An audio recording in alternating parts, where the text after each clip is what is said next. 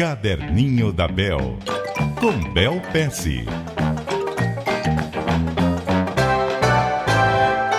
Muito bom dia para você, Bel. Bom dia, Milton, e bom dia, ouvintes. Qual é a anotação que você traz para nós hoje? Falar um pouquinho sobre cultura de serviço. Eu adoro, né, observar como diferentes empresas interagem com a gente. Quando eu tô num hotel, quando eu tô num restaurante, eu gosto muito de observar isso. E teve uma coisa nessa viagem que me marcou, que foi engraçado. Tinha um garoto ainda bem jovem trabalhando num dos hotéis pelo qual eu passei. E ele falava engraçado, ele queria muito ajudar, ele queria muito servir. Só que ele era um pouquinho inconveniente. Então, por exemplo, chegava no café da manhã, você nem chegou, você tá entrando, ele já perguntava, quer chá ou café, quer chá ou café, quer chá ou café? E ficava repetindo. Só que não era, ele não percebia, tadinho, que tava sendo inconveniente. Ele repetia, e aconselhou algumas coisas, são coisas pequenas, mas tava ligando pros meus pais, por exemplo. Tava eu e minha irmã no viva voz no telefone com os meus pais. Obviamente, tô ocupada. Ele vinha e perguntava nesse momento, eu posso tirar da mesa o que você ainda não comeu? Tipo, totalmente desnecessário. São coisas pequenas. E a gente, na verdade, acabou rindo disso. A gente não ficou chateado com isso. Mas numa cultura de serviço, o que me marcou? Você tem que saber também quando não servir.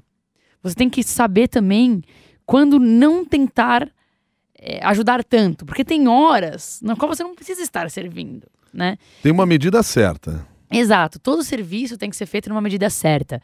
Então eu acabei anotando no meu caderninho, né? Quando eu for servir, ou quando a gente na minha empresa estiver fazendo uma aula, estiver servindo um aluno, a gente quer entender qual que é o limite, né? Para não ser inconveniente. Porque tem uma linha tênue aí de querer tanto servir que você acaba sendo inconveniente. Ele queria se mostrar presente a cada segundo, né? Eu até falei brincando pra mim, vamos pedir pra ele sentar com a gente? Porque dentro de nosso amigo, a gente conhece a história dele. Eu até queria, pra falar a verdade, que o coitado tava lá tentando servir, não ajudava. E no final a gente também não criou nenhuma relação com ele, porque ele queria servir, ele não tava lá pra dividir uma história com a gente.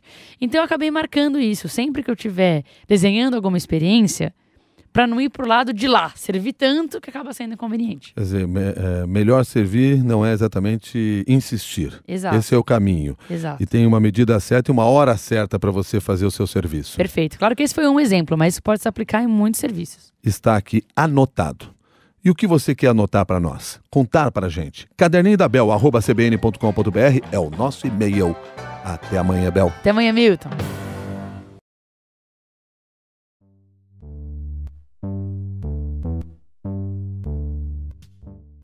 Só que de quem foi o erro? Nosso. Porque a gente não explicou quais os parâmetros pelos quais a gente olhava o que era o melhor.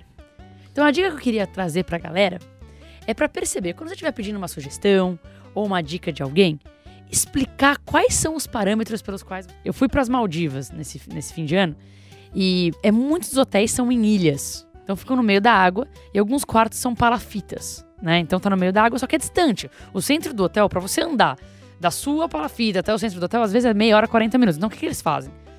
Em plena terra de ninguém, confraternizaram, né? E tinham, obviamente, muitas mortes, sepultaram amigos dos outros juntos.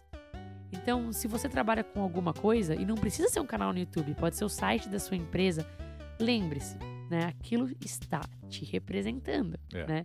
Pode chegar em pessoas que podem te ajudar muito porque gostaram daquilo. E, claro, pode também prejudicar a sua imagem. Pode ter o efeito contrário também. Claro. Né?